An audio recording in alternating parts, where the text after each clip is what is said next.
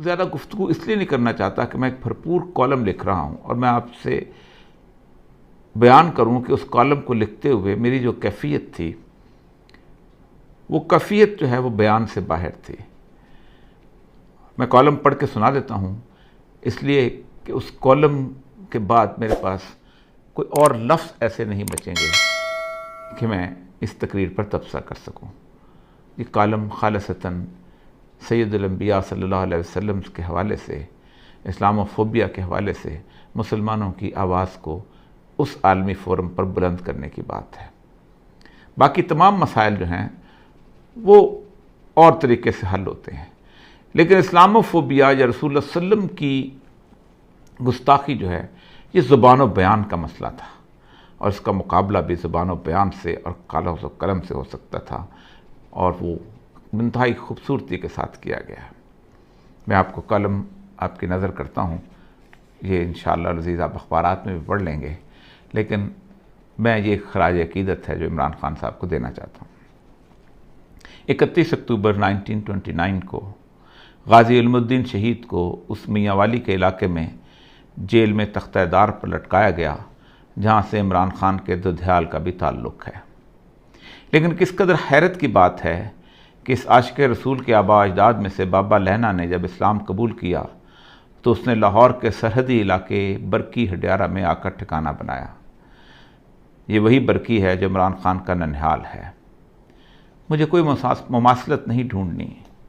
मैंने तो हैरत में गुम आज से 90 साल कबल आँखों में आंसू लिए अल्लामा इकबाल के उस चेहरे को अपने तसव्वुर में ला रहा हूँ जो गाजी इल्मुद्दीन शहीद को लहद में उतारते हुए हिचकियों से रो रहा था।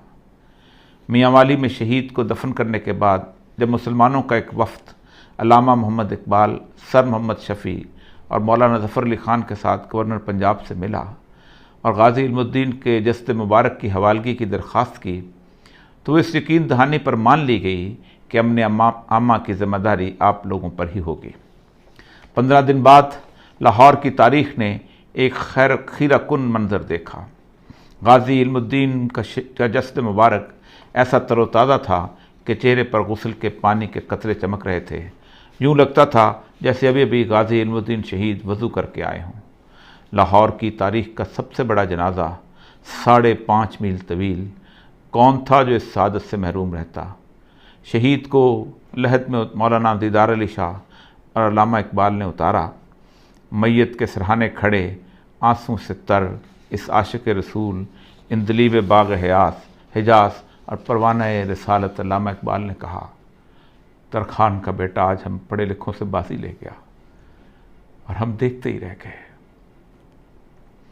हर वो शख्स जो सैयदुल अंबिया के नामूस और हुर्मत से मोहब्बत करता है, उसकी कैफियत इस वक्त बिल्कुल वैसी थी जब इमरान खान आलमी फ़ोरम पर सैयदुल अंबिया सल्लल्लाहु अलैहि वसल्लम से मुस्लिम उम्मत की वालिहाना मोहब्बतों का इजहार कर रहा था।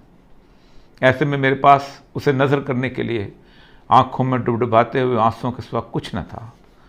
कौन है जिसका दिल ज़ख्मी नहीं है? किसकी रातें सालों से बेख्वाबी में नहीं गुजरती कि इसके प्यारे रसूल सल्लल्लाहु अलैहि वसल्लम की शान में रोज़ाना गुस्ताखी होती है और वो बेबस और लाचार है, उसके बस में कुछ नहीं। वो पुकार कर बताना चाहता है कि मैं उस मदीने वाली सरकार से अपनी माँ, बाप, बहन, भाई और औलाद से ज़्यादा मोहब्बत करता हूँ और ये मेरा आखिरी सरमाया है, यही मेरे ईमान की जमा पूंजी है। लेकिन उसकी आवाज़ सदा बसहरा है। वो कोई मौलवी है तो बस जुम्मा के खुतबे में आवाज़ बुलंद कर लेता है, किसी तहरीक का सरबराह है तो जुलूस निकाल लेता है, धरना देता है, मुफ्ती है तो फतवा देता है, कालम निगार दानिश्वर है तो कालम लिखता है, टीवी पर गुफ्तगू करता है। लेकिन ये सब मिलकर भी अपनी आवाज़ गुस्ताखान रसूल और इस्लाम दुश्मनों तक नहीं पहुंचा सकते और ना ही उनको आलमी सतह पर इस तरह लाजवाब कर सकते हैं जिसका मौका और इस्तेहकाक मेरे अल्लाह ने इमरान खान को अता कर दिया। मैं तो मालिक के कायनात की फरमा रवाई का इस हद तक कायल हूँ कि कोई पत्ता भी उसकी मर्ज़ी के बगैर नहीं हिलता है। ये कैसे हो सकता है कि इमरान खान को नामूस रिसालत के लिए आवाज़ बुलंद करने की तौफीक मंशा इलाही के बगैर हुई हो? ये तो इंतखाब है और मुझे इस पर सिर्फ रश्क करना है। मेरे पास सिर्फ तशक्कर के आंसू हैं। अक़वाम मुत्तहिदा के 193 मेंबर ममालिक के जमे गफ़ीर में 57 मुसलमान रियासतों के सरबराह हैं और उनमें से अल्लाह ने मेरे ही मुल्क के सरबराह को यह तौफीक इनायत की। शातमीन रसूल का किस्सा कोई ताज़ा नहीं है। मगरबी दुनिया में इसका आगाज़ सैयदुल अंबिया सल्लल्लाहु अलैहि वसल्लम के विसाल के तकरीबन 150 साल बाद 780 ईस्वी में हो गया था, जब एक शख्स थियोफिस द कन्फेसर ने रसूल अकरम सल्लल्लाहु अलैहि वसल्लम की शान में गुस्ताखाना सानही खाका तहरीर किया था।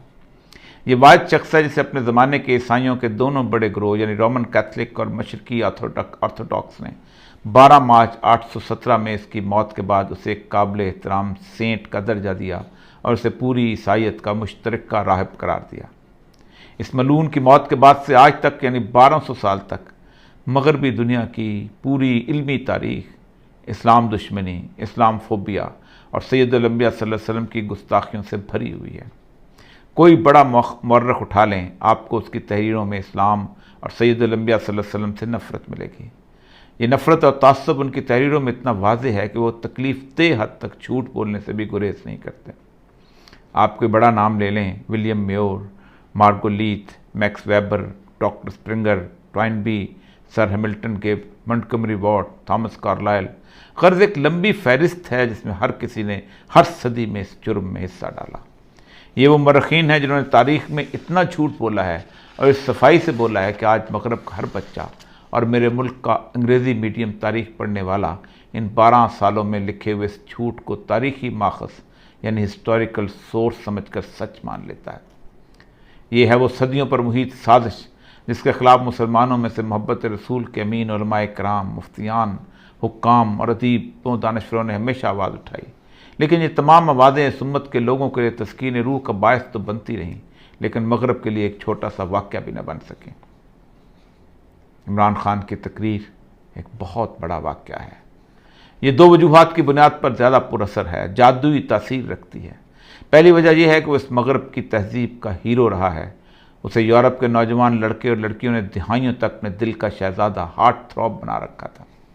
ऐसा शख्स जब मेरे आका सरकार दो आलम सल्लल्लाहु अलैहि वसल्लम की नामूस का परचम उठाता है तो फिर मगरब सोचने पर मजबूर हो जाता है।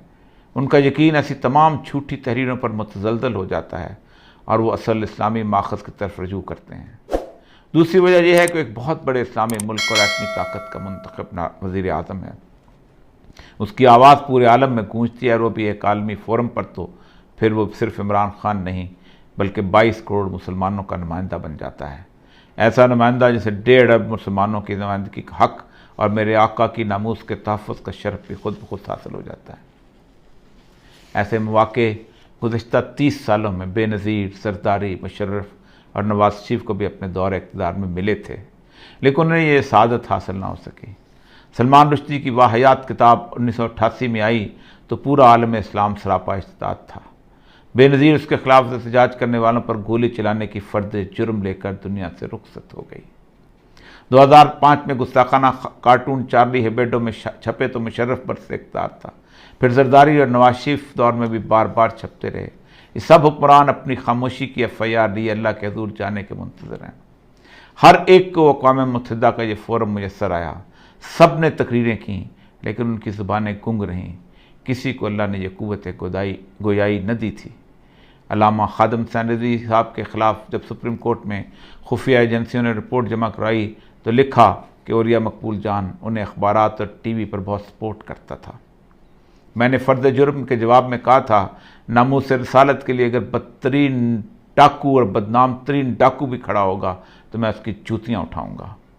इस वक्त इमरान खान की तकरीर के ख़िलाफ़ बोलना ये साबित करेगा कि आपको नामूस रिसालत से नहीं बल्कि अपने नफ्स की रियाकारी से मोहब्बत है।